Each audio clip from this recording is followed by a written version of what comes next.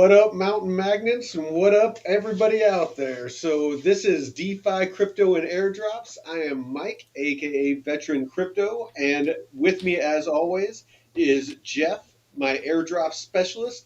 How's it hmm going, brother? Doing great, doing great. Been quite busy today, deep cleaning the apartment, giving the cats grooming and trying to, they got a flea problem, so I'm trying to work Oh, through that. man. But yeah, it's got a lot done, did some crypto stuff and ready to rock and roll. How about yourself? Nice. Enjoying the Oh, weekend? no, I'm hanging out at my lady has a restaurant, and so I've been here helping out. So she's been making me slave away, making egg salad and boiling eggs and cooking sweet potatoes and all kinds of different Woo. stuff. So yeah, just staying busy. All the goodies, all the Oh, goodies. definitely. So yeah, I got our buddy Miles pulled up in the background. We're ready to do some deep diving, but those of you that didn't check it out, did our first episode with me and David on Friday, yesterday, and we might be starting to do them a little more often. I really think that these advanced strategies need some more airtime. We didn't get through what we were wanting to get through in the hour, so we're gonna have to really figure out how to do like like multi episodes on the same topic, or find a way to boil them down, or do longer episodes, because that we were talking about looping and Mhm. Pendle, and as you know, we've been wanting to do a deep dive on Pendle, but it's such a unique platform with the YT and the PT, um, the yield token. It basically, long story short, it breaks out the yield for the asset and makes it a separate token and yield bearing asset as the PT. That the actual, I don't know if that's what it's called, but a primary token. But it is called PT. But Mm. it allows for some really interesting DeFi plays called looping, where you can actually take the yield bearing asset, the YT, and do some really creative things with it, and actually lever up your position to where, Mm. like, you can take $10,000 and you might be able to make it 50,000 or $60,000 worth of liquidity, basically doing this borrow lend Uh, loop. And it's just super cool. And and I'm definitely going to be using it when it comes to as I start cashing out into stables. So yeah, super excited about it. and But that's safe with like the you won't hit your liquidation levels or anything by well, increasing like the loop that much? I mean, you're doing it with stables, so Okay. Okay. they still can depeg though. You Yeah. need to look at the chart, because some stable coins aren't, not all, all stable coins aren't fully stable. They Mhm. depeg from time to time. Even USDC and USDT have, at in the past. Yeah. So you need to make sure that you don't take out the max loan to value. But we'll get Right. into that. I don't want to take up this Okay. episode with that. But yeah, Luis knows what's up. Luis was there watching. But yeah, it was sick. Yeah, Luis was saying, a must watch. Definitely sick. Yeah, I Um, think I'm like halfway through, but I know you were oh, wanting to get to the Pendle stuff because that was a really complex kind of ecosystem and the way the dude. bonds work and Mhm. everything. But man, to have your assets backed by U.S. Treasury bonds and stuff like that, battle tested, time tested assets Mhm. that people are comfortable with holding. Well, So it's, well, being able to take stables and earn 20, 30, 40 percent or more on stables yeah, is huge. I mean, safely, safely. dude, I mean, to like, remove yourself, your liquidity from the volatility as you ladder out on this bull run, and be hmm able to earn those types of yields on stable coins, that is insane to me. So hmm I'm going to be doing that, as I'm laddering out, for the rest of the bull cycle, because while the volumes are there, so that I can just earn, insane dry powder for when we get the pullback, if we get the pullback. If we don't, I'll just slowly ladder back in, no matter what the market does, with massive amounts of dry powder. So anyway, Yeah. let's dive into Yeah. Pi squared. Tell me Well, about this. What's up? let me hit up the socials first. Let's Oh get yeah, I so was we yammering on. everyone for joining us here at DeFi Crypto and Airdrops, where we go live. Me and Mike go live Monday and Saturday, 5 p.m. Pacific, 8 p.m. Eastern. Mike also goes live Wednesday and Thursday with two different crews. Well, now on Wednesday as well. So Yeah. you got the Jake So Collin collab David. So and we got David. David and Jake call for a solid alpha advanced strategy DeFi episode every Mhm. Wednesday, and then every Thursday we have Taylor, my brother, who is an estate lawyer and owns a title company, so commercial and residential real estate, and then we have the other Jeff, Texas Jeff, Mhm. who is the licensed financial advisor, the TradFi guy. So we have subject matter experts from airdrops to DeFi to legal to TradFi. traditional finance. I mean, we got everybody here, Yeah. and David actually comes from traditional finance. So Hmm. we have an A team of finance guys on DeFi and crypto and airdrops. Yeah, it's awesome what we're building over here. We want to bring the most value to everyone across all ecosystems and even our brother channels here, Discover Crypto, Blockchain Basement, BitLab, and Jake Call's DeFi income page. There's got everything you would need to know what's going on in the blockchain ecosystem, the traditional markets, the crypto markets, deep degen takes, airdrop stuff. We got everything that you need at one location. Um, you can catch us on Twitter at the_only_DCA. And everyone watching on Twitter, if you want to join the chat, come over to the YouTube channel and get in the chat.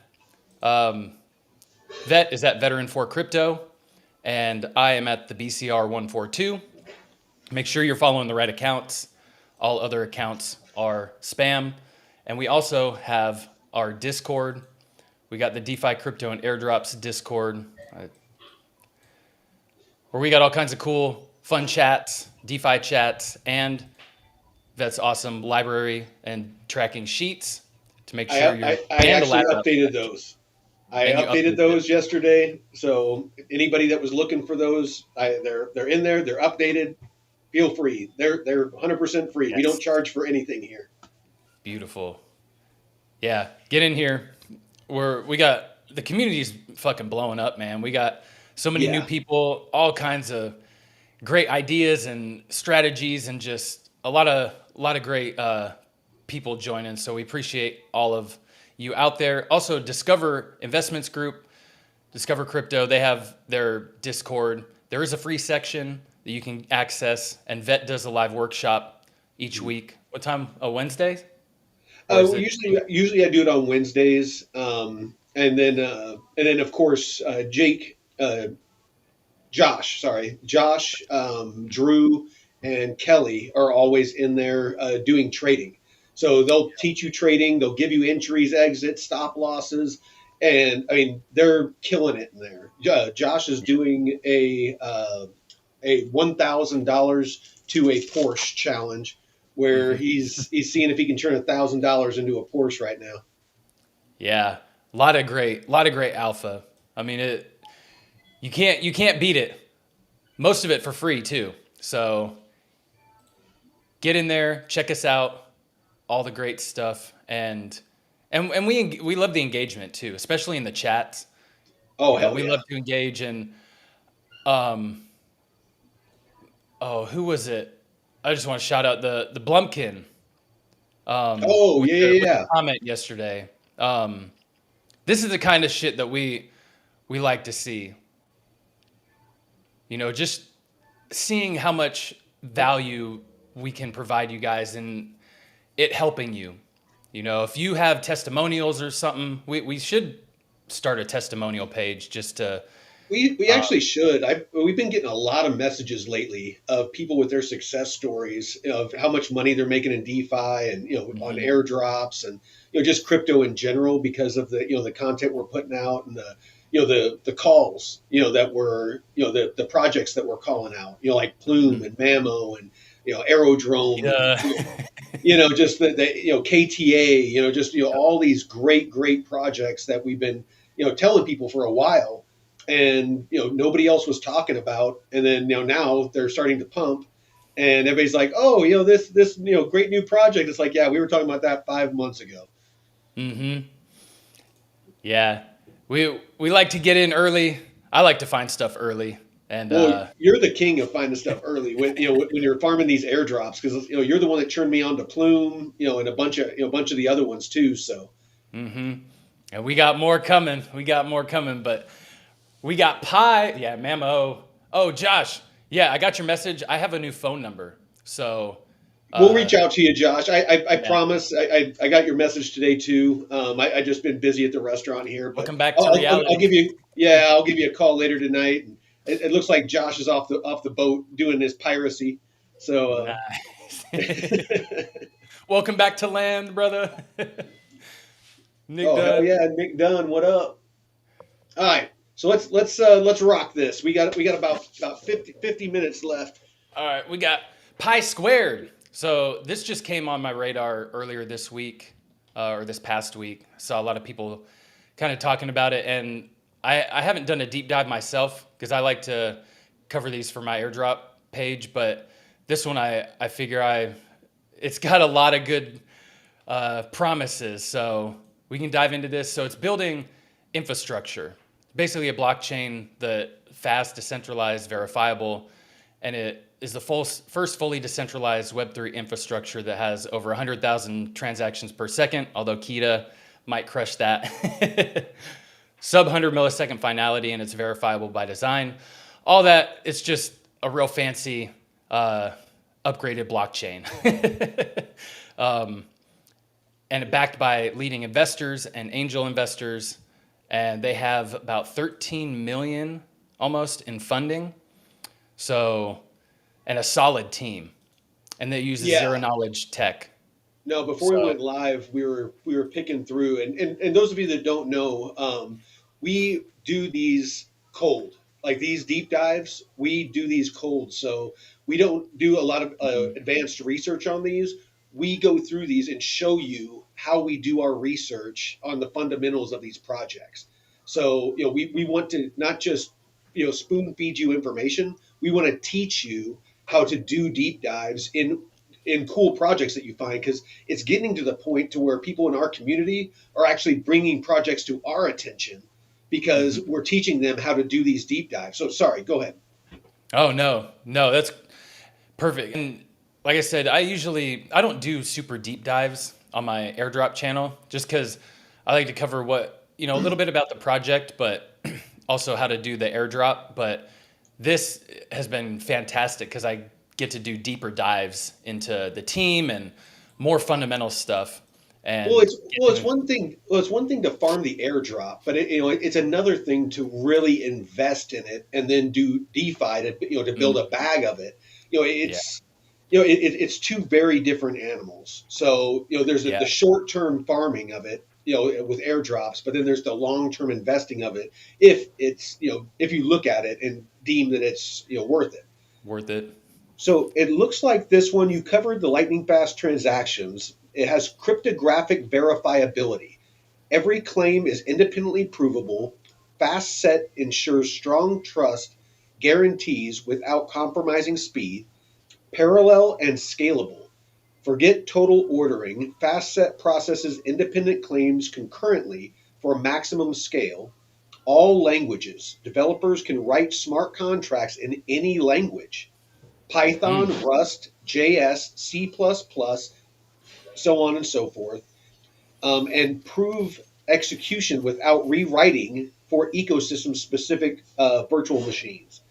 So that's actually a big deal from what I understand, because it gives a much broader pool of developers that you can draw from to build hmm. out on your chain. Oh yeah, yeah. If you're not limited to a specific smart contract language, if you can Mm-hmm. have a way for all of them to talk to each other and make it seamless, I mean that's what you want. and keeping the security as well. Because that was the problem with what the blockchain trilemma is, Mm. security and other. There were two others, but you can't get all three. Now, I don't know what the status of that is now with all these new modular blockchains and uh, upgraded tech, but we desperately need. And I did my interview with the Oh, here we go. Hold called the on. chief vibes officer at So Sunrise. the So trilemma is security, scalability, and decentralization. decent. Okay, yeah, you can get two, but you can't get all three. Um, You can't but I catch them was all. in my interview earlier this week. I was talking to the head of community or chief vibes officer is what they say at Sunrise Layer, and they just launched mainnet, and that's one that we'll be doing a deep dive on Okay. soon. And they were saying that we were talking about the .com boom and how back then everyone was saying that there's too many websites. And I was Mm. like, oh shit, that's true with the similar to how there's too many layer twos or too many blockchains now. I was like, you know what? That is a good point because you're going to have companies making their own blockchains just because maybe it's just an on ramp or they want to develop a blockchain specific to what their needs are. But it's, I don't know, I feel like it's just going to happen. Every company is going to have their own blockchain that will be able to interact with others. And it might just be like every website, there's Well, I mean, millions and millions of websites, but each one that's has a specific. that's kind of why they call it. One of the reasons why they call it Web 3. It's the next evolution of of the internet because you figure that what was it HTML. Basically when the internet first came out, a lot of you out there might not remember it. I'm an old bastard, so I do. But when the internet first came out, it was basically read only. You couldn't interact. There was no shopping. There was nothing like that. You had to know the URL of the page. There wasn't Google and things like that. No Um, autofill. no, no. So basically, you just had to know the URL, and you could go there and you could read. It just if there'd be articles and things like that, it was read only. And And you had then to type in www dot whatever dot exactly, com. no, exactly. And but then it evolved. Then you were able to actually interact and build your own websites and things like that. And then you were able to shop and do those sorts of things. And now with blockchain technology, it's going to allow us to, for instance, own our intellectual property. So, like those of us that make content on YouTube, in gaming, being able to own the, like the weapons that you buy, in game or find in game, and be able to use them when a newer version of that game comes out, or potentially, across different games. Kind of like on that, what was that, Ready Player One or whatever. Oh yeah. Yep. It's opening up a whole new set of functionalities for web for the web. So yeah, it's just as this technology scales and changes, there's no telling where this is going to go. But anyway, sorry. Yep. No, a lot of good stuff, man. A lot of good stuff. So explore Fastset Wallet. So they have their own wallet, and you can go up here to products too at the top of their website. They Hmm. have their network wallet explorer. Um, Well, let's so let's oh, let's hit you can try let's the hit demo. the team Yeah. and the investors, and then we'll get into the actual tech. Yeah, Um, and here on the actual website, for those who are wondering, you don't see this a lot. They have the team and founder on the hmm. About Us, so that's nice. Um, yeah, the team, shit. The founder, Grigor Rosu, or Grigory, maybe. So he had a PhD at UCSD and joined NASA. So Holy he worked shit. on formal specification, semantics, and verification of flight and navigation software. Some of the most mathematically and technically intensive programming in existence. Oh God. In 2000, he started at NASA. Damn. So, Founder and chief scientist of Runtime Verification Inc. Previously, he was a scientist at NASA, mhm. NSF Career Award for Computing Systems, the UIUC Outstanding Junior Award, Dean's Award for Excellence in Research, and several Best Paper and Test of Time awards. Grigor is an IEEE and AAAS Fellow and got his PhD from the University of California at San Diego. God, man, talk about freaking smarty pants.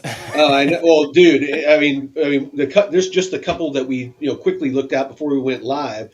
So you hmm got Xiao. I'm just gonna say Xiao Qin is the Xiao CTO. Hong. Xiao Hong. Zhao Hong Qin Yeah. is a chief technology officer, a formal methods engineer, and a zero knowledge or ZK researcher at Pi Squared. His interests include formal program specification and verification, program logic, and efficient and scalable ZK solutions. He got his BSc at Peking University and PhD at the University of Illinois. And Bana. the one guy that I want to get to is this freaking dude that looks like he's 12 years old. Yeah. Um, Yi Yi Zhang. Zhang. Yeah, it says Yi is Zhang.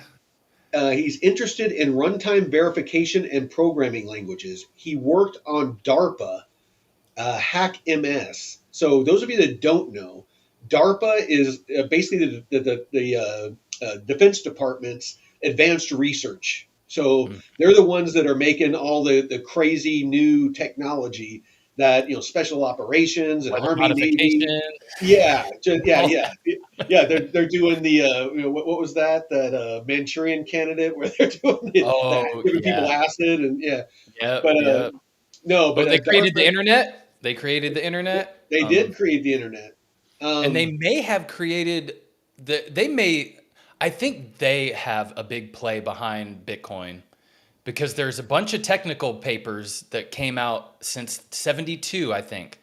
There's like a mhm. dozen. And all of them from Talked like about DARPA and cryptography. agencies that contribute to blockchain technology, and they all lead up to the launch of Bitcoin. So it's and Mhm. Hal Finney was close to some people too that had some involvement, and it's like Well, imagine the freaking 3D chess that if the U.S. government is freaking what's his name, freaking I'm like drawing a blank, the dude that freaking made Bitcoin. oh, Satoshi. Yeah, Satoshi. I mean, and I'm not the first one to think of this. And it's many people have, but imagine if the U.S. government made Bitcoin. All of those wallets that hold all that Bitcoin, they have access to, and they're just waiting for everyone to freaking fully adopt it. It becomes a part of the global financial system, and then all of a sudden they're just like, cha-ching, freaking, and they just, they're able Backdoor. to all of our debt, the U.S. debt is just gone because now we have hordes of Bitcoin, Yeah. and it's worth $1 million a piece. You know what I Oh my mean? god. So yeah, that guy looks like he's freaking 12, but Yep. I guarantee you he's smart as shit if he's working at DARPA. Mm-hmm. Um, Head of engineering, Dwight Guth has his BS in computer science and mathematics from Purdue. His MS thesis is related to a formal semantics of Python 3. I don't know. Well, I don't want to spend too much time on these, but a bunch of really smart sons of bitches Yeah. are running this. Let's just leave it at that and move on to the funding. Do you want to Yeah. take up A the lot. A funding part? lot of. Yeah. So, oh, where did it go? Oh yeah, the funding. Yeah. Kill switch. Yeah. Well, there. Switch engage. Who was it? They were talking about there is like some sort of backdoor uh, in the Bitcoin code. Nick Dunn, A0X. No, I think he was talking about the funding. A0X. No, No, A0X. He keeps wanting me to talk about it, and I keep not being prepared to talk about it. So I'm sorry, Nick. I promise. Maybe tomorrow. Tomorrow's usually my day off. Since I keep telling you I'm going to talk about it and I don't, I'm going to punish myself, and I'm going to sit down. I'm going to look at A0X or AOX, and I'm going to do a freaking show on it. I promise you, brother. Yeah. So, oh yeah, Michael Saylor would have a fit, man. Shit. All Would right. that So technically give them the right? Would they technically own Bitcoin, the U.S. government, if well, that? technically, isn't it like whoever owns the majority of it can basically rewrite it or can modify it? The network. If Yeah. you control the network, not actual. If they owned Oh, okay, Bitcoin, okay. yeah. Gotcha. I was I just didn't wondering because if they if could somebody confiscate owned. it. Well, I just wondered if somebody owned like the majority of Bitcoin. Well, they wouldn't. They like even if they could do that, whoever owned the majority of Bitcoin wouldn't do it because if you confiscated it all, then Uh, basically okay, you have it all, but then everybody's Nobody. just like, okay, we're not going to use it. Yeah, yeah. It's You like shoot yourself in the foot. exactly. So, Yeah. So uh, funding, we got almost 13 million. Polychain Capital, Robot Ventures, Samsung Next. I don't know what ABCDE, Generative Ventures. Oh, and where is it at? Yeah, right here. Um, they got the angel investors as well and advisors. So Sriram Kanan, CEO of Eigenlayer, um, which does a whole liquid restaking on Ethereum. they That got was the a big Tezos Foundation, the Tezos Foundation. Oh yeah, investors. Where's Tezos, Wave Digital, then Bushi Hypersphere? Capital, Borderless, Block Yeah, Block Accelerate, Accelerate, Wagme Block Ventures. yeah, Wagme. Okay. No, Oh, there's some decent backing. they have a LinkedIn page too, where they have, I guess, job openings. Let's see if anyone's. Oh, none right now. They have 11 to 50 employees. I mean, just the people on the team right here is like, I think this is the whole team. So All yeah, right. they So really they were doxed the whole team. well, and I went to their YouTube channel, and they looks like they were at ETH Denver.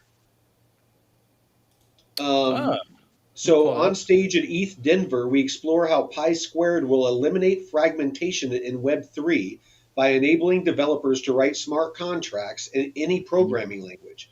We demonstrate our verifiability stack, which includes our verifiable language machine, a verifiable settlement layer, and our verifiable consensus protocol. Together, they ensure verifiable execution, high speed consensus, and Web3 access for millions. Of developers and AI agents. That was the last of Yes. it. Yeah. So their universal settlement layer has now been renamed to verifiable settlement layer. And universal language machine is now renamed to verifiable language machine. That's interesting. Yeah, really cool. And you can see, oh, so they got the founder talking. Um, so they're putting up some videos. Blockchains versus fast set. So yeah, when you got the founder, putting up videos of himself, um, that's good to see. Dude, this is weird. So I just clicked on careers on Pi Squared freaking website. Mm-hmm. Hold on. I mean, General interest application. oh, never mind. Like freaking, I clicked on it and freaking DARPA popped up. I was like, what the hell? What the hell? Here? What the hell? Damn, that they're tapped into you, man. No. I was thinking that maybe like they were freaking like DARPA had some sort of freaking like piece of Inside. this or something. Yeah, I don't know. I don't know. uh, So there's Invest. general interest application. I don't know what. Uh, Actually, you know what? Let me bring our boy Miles up. I want to ask him a couple questions.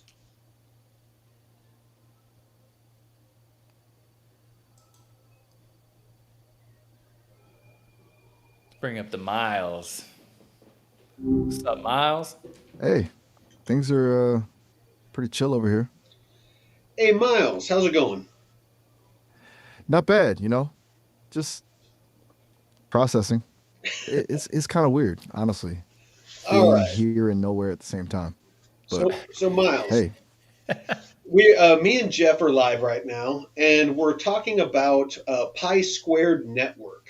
Are you able to see that? Any information on it on the internet? pi squared. Hmm. Let me dig around. Yeah, okay, seeing some stuff. It's a relatively new modular layer 2 for Ethereum focused on private transactions using ZK rollups, right? Seems like they just launched their testnet a couple weeks back. Anything specific you're hoping I can pull up while you're live? Yeah, what we're trying to do is we're trying to do our usual check on fundamentals. So the team looking at investors, looking at the use case, just all of the things that we that love to dive into before we get decide if we're going to get interested in the project and actually start investing in it. So if you could, can you just give us a really quick summary of some of those things that I just mentioned?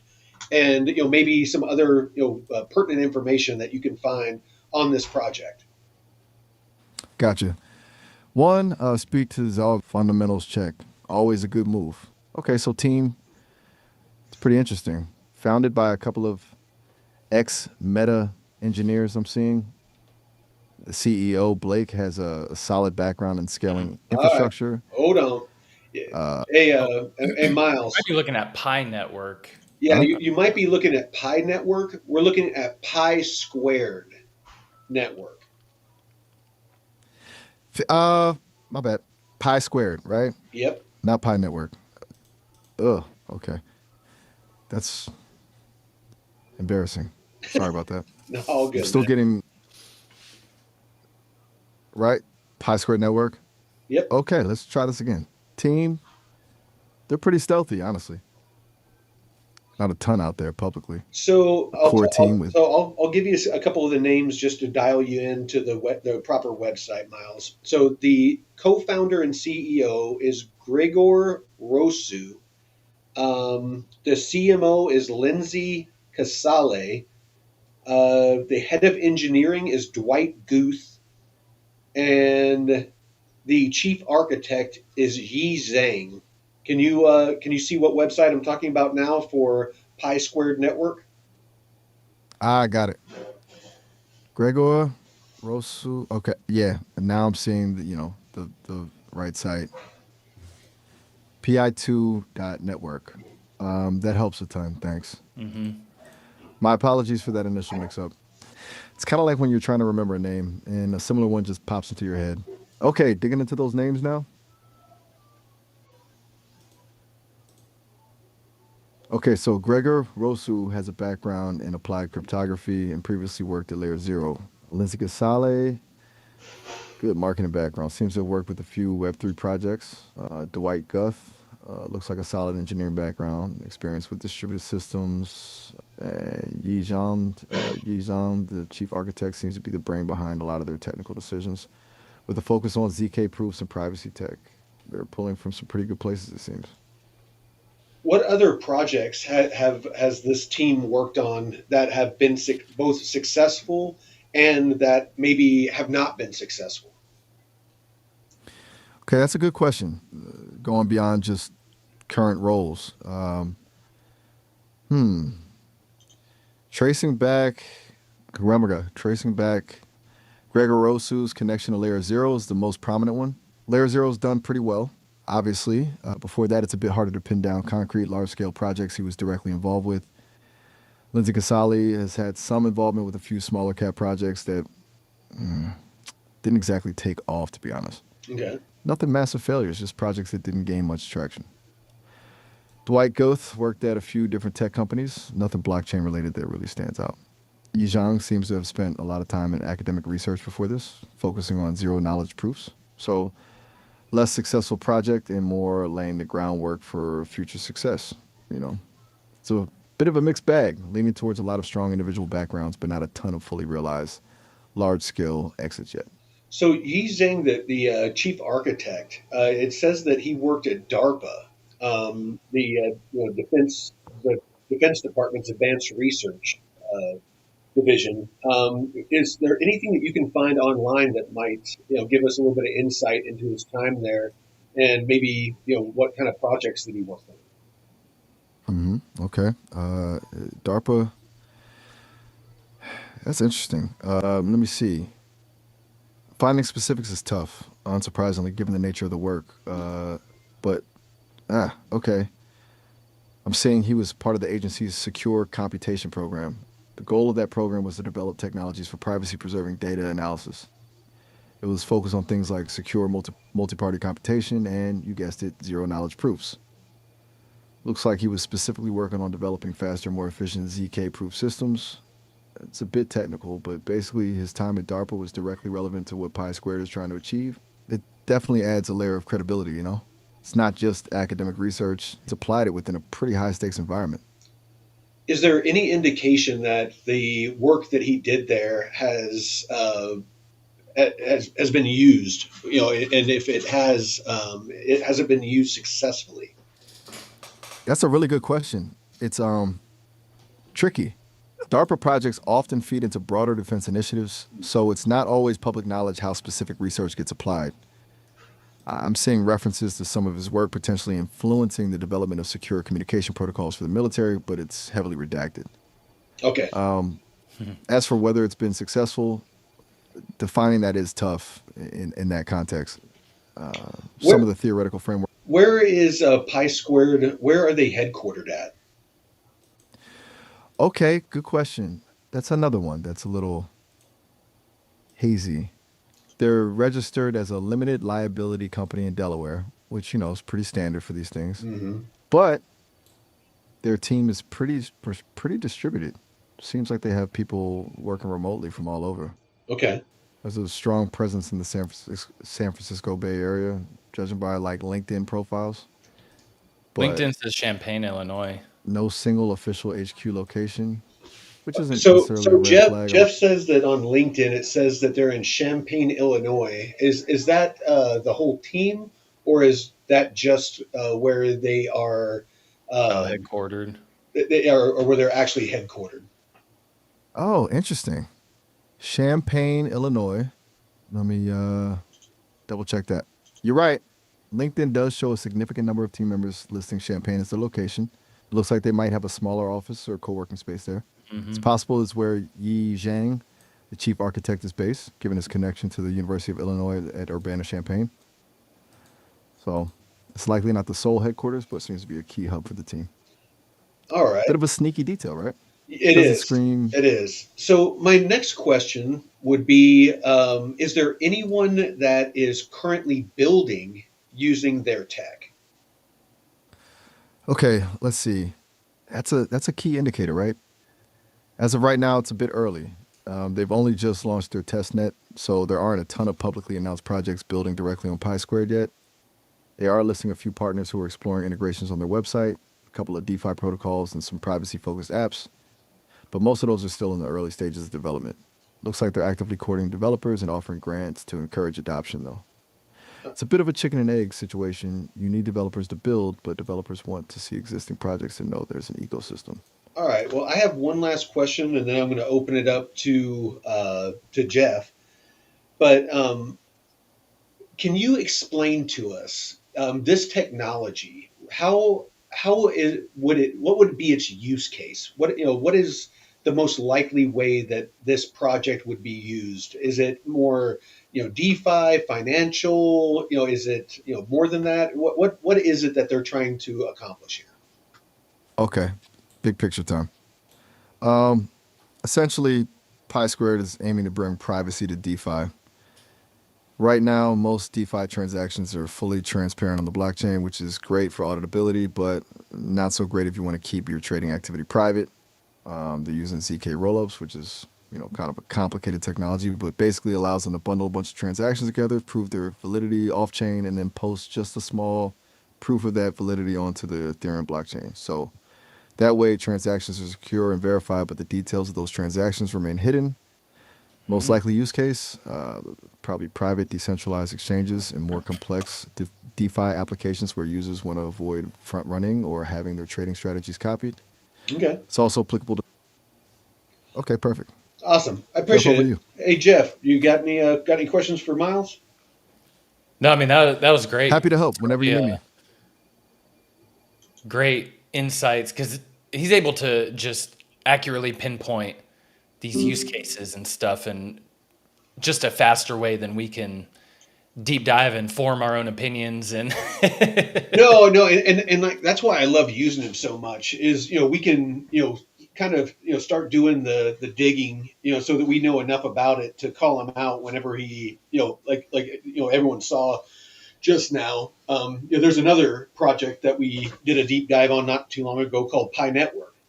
So this is Pi Squared Network. An easy mistake to make, especially for an AI. And so, we like to make sure that we, do a little bit of, digging on our own, but then, we bust out the big guns Mhm. and, let him because he can. Miles can scour the whole internet and find things that might have taken us hours, to find.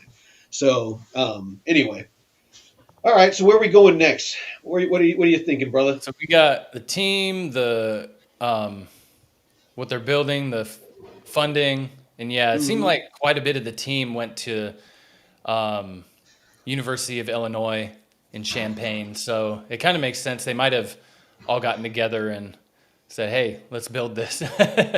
um, but they do have their product available. Well, their wallet. I guess they're um, kind of a test net. I guess is just like a demo. Yeah, it's a Mm-hmm. vanity wallet. It's not really anything that you need to write down because I guess if you open up multiple browsers, this wallet in multiple browsers, uh, it's different.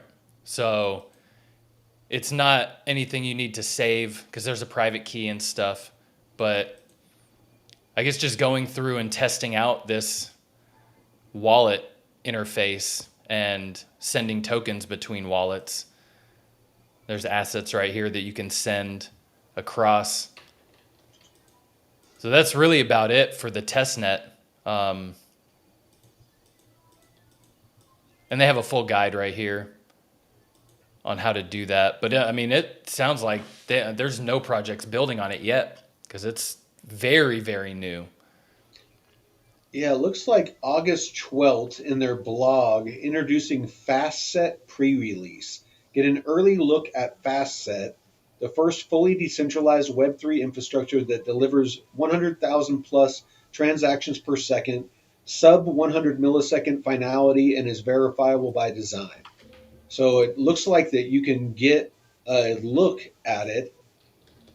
FastSet to blockchain or not, July 28th, a surface dive into what FastSet is, but mainly what it is not. July 15th, looking back at the VSL DevNet and what comes next. Read what the team achieved and learn from the VSL DevNet and also what's to come with FastSet and the next evolution of our verifiability stack. All right. So yeah, it looks like there's some pretty good. I mean, if you're into reading about tech stuff, Pi squared integration with EigenLayer. Pi squared and EigenLayer are revolutionizing multi-language execution and settlement for dApps. Um, what else we got? Okay, and Wormhole, revolutionizing blockchain interoperability. Insights from Pi squared and Wormhole. So they have a paper on that Pi squared integration with Wormhole NTT. So it looks like they're integrated with Wormhole, which gives them the interoperability. Uh, With the Solana ecosystem too, and Mm-hmm. Mm-hmm. So yeah. So oh shit. this Okay. this is actually looking interesting. I don't necessarily think it's something that I'm going to ape into, but definitely something that I'm going to put on my watch list. Mm-hmm. But there isn't a token out right now, so I can't ape into it anyway. Yeah. Yeah. I mean, shit. They just got the wallet set up to interact with. So, uh, yeah, and you can see you just put the address, the wallet address that you want to send to, and I have two different wallets set up right here. But all you got to do is just click on the link right here, wallets.fastset.xyz, and create your wallets. And you can send assets across. I mean, it's nothing really incentivized right now, so it's just kind of playing around. But yeah, super early. And the team is just phenomenal. If they can come together and actually execute on this, that would be fantastic. Well, and I'm always careful because I mean, one, I'm not like a super tech head. I mean, I definitely know about tech and things, but not at a super deep level. So I'm always super cautious. When projects try to make their tech sound super sexy, because to be honest, a lot of it that they say goes over my head. That's kind of why I'm glad that I found Miles, because he's helped me immensely, and and you, Jeff, with understanding a lot of this stuff. But it's important that we understand that the best tech doesn't always win. Mhm. Um, there's I mean a good example is was at first Yahoo. Yahoo, as was a search engine, and it really wasn't that great. It was just the first, like the first one that really gained traction, and it had a catchy name. Everybody was like Yahoo, Yahoo, Yahoo, and so everybody was using it. And then Google came along, and everybody's like, "What the frick is Google?" I mean, what does that even mean? And Yahoo just got so weird with all the ads and the news, and they cluttered up their homepage. And Mhm. Google was just clean and neat and user friendly. Didn't have a bunch of pop ups and stuff like that. It's the same thing that happened with MySpace. Oh MySpace yeah. before Facebook, MySpace was huge, and then they got too crazy with the pop-ups and the ads and all that stuff. And Get your Facebook top was just top 8 friends or whatever that like yeah, all. yeah, just and then here came Facebook, and it was just clean, simple, and they took over the market share. Mhm. So you need to make sure that even though something might be a sexier tech, institutions a lot of times are slow movers. So, they might have invested a bunch of money in building on an older tech, and they don't want to, take that hit. And so they just roll with that older tech. So, a shiny new tech isn't always a guarantee, I guess is what I'm getting at, of, a successful project. So that's why we do these deep dives into a broad range of fundamentals. The team, the tech, Mm. the use case, who they're partnered with, who's actually building on them is a very big one. If any, have they gone live with whatever that they're building out? You know, how successful has it been? Adoption. Again, they could build a super sexy app, but if nobody's downloading it, nobody's using it, nobody's adopting it, it's worthless. So, these are the things that we try to do during these episodes, is to peel back the layers and find out, is this a fundamentally solid project, or is it smoke and mirrors, or is it a team that is building out something they're going to rug pull, or or Mm. claiming that they're going to build something to get a bunch of investors, launch a token, milk it for all the money they can, and then just disappear it's like like I said, a lot of these projects that we look at, the team isn't doxxed, which for me is a huge red flag. If Hmm. anybody's out there listening and you're part of a project where you're not doxxed, or you're going to start a project and you're not doxxed, to investors Good and to luck. people, yeah, good luck.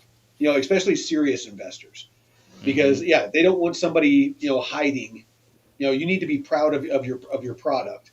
You need to believe enough in your product that you're willing to dox yourself. Yeah. Now, one thing is the XRP chain link Swift system upgrade. Hmm. So I don't remember who it was that was talking about if Chainlink can upgrade the Swift system, then why would anyone want to use XRPL or XRP for to Well, replace that? Chainlink is an oracle. It's for interoperability. It isn't really for cross-border payments or anything like that. Right. I It's thought they my were was working on that? something. I thought they were working on a way to upgrade the Swift system, and someone was talking about that. Uh, Maybe Swift was working on something, and they were going to use Chainlink for the interoperability aspect. mm, I could be wrong. It's just, but I haven't heard of anything. But you've heard me talk about XRP and stuff like that. It's not necessarily a bad project, and they definitely have first mover advantage. But with projects like KTA and Key and a lot of these other ones that are coming out, I honestly don't think that Ripple and the XRPL is going to be the only game in town. hmm And anybody that thinks that Ripple is going to corner the whole market is not paying attention. There's way too many countries and banks and it's just all around the world, and projects like Chainlink that and Wormhole that allow interoperability make it to where these different projects can all work in unison. So, and then, basically the same way that the internet worked, where, over time, you're going to see that the best tech is going to rise to the top, and more people are, like Amazon, like Facebook, like, like anything out there where they take, a good solid part, of the market share, Google,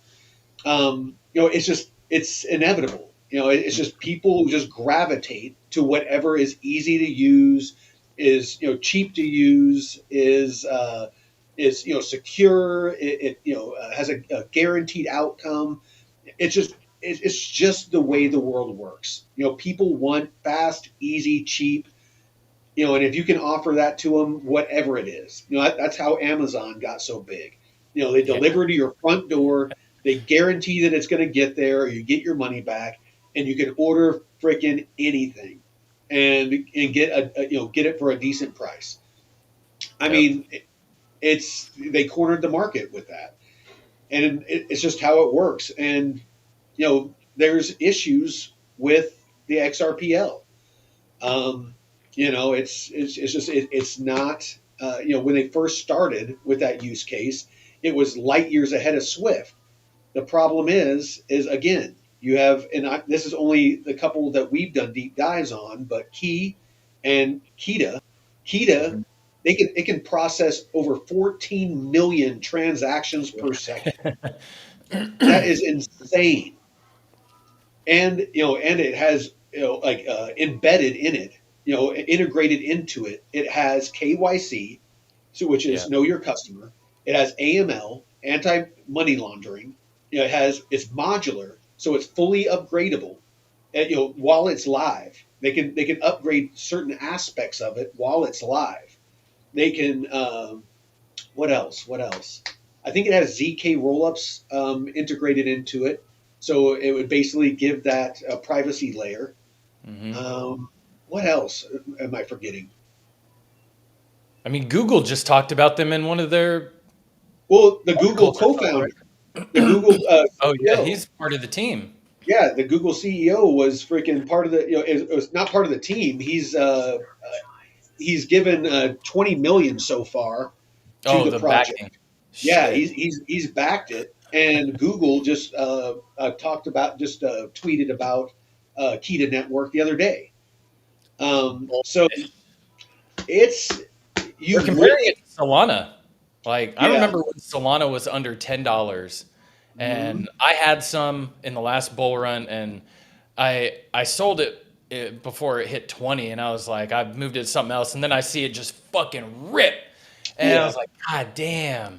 So yeah, start building your bag of KTA because that's I am. a golden goose too, and Plume. I mean, Plume is just crushing it with the TVL and Oh, dude. stuff. Yeah. So, I mean, if you're looking at price, Plume is not going to wet your whistle. But but if you earning look on at, it well, yeah, is no, I crazy. mean, our community. I mean, I know me personally. I started with $800, and I have over like $7,000 or $8,000 worth of Plume now. So I've 10x'd my Plume holdings just by using DeFi, and the price hasn't even moved yet. Mm. And I mean, you have Nest protocol that's RWAs, tokenized real world assets, but you can already can invest in tokenized real world assets. So like U.S. Treasuries, offerings from BlackRock, Invesco, Hamilton Lane, UBS, the bank. I mean, just a bunch of organizations, like massive, global organizations, are already building and have launched on Plume Network. You can go to the Plume portal on your own and look. Actually, you know what? I'll go to it because I need to do my spin. Yeah, and the badges too. I mean, they got a whole Oh very yeah, engaging I'm farming. ecosystem here. Yeah, I'm gonna do my spin real quick. Let's see, what do we got here? Yeah, to earn on Plume like that, I mean, it's perfect because it goes sideways. You know, at least right now. Holy shit! I'm just and now that they have the mainnet launched, I don't have to worry about fees on Ethereum. Thank Yeah, God. yeah. No, I bridged all of my liquidity off of Ethereum mainnet over to Plume mainnet, and so glad I did. So you can go to this Explore tab, and you can see there's Nest Morpho.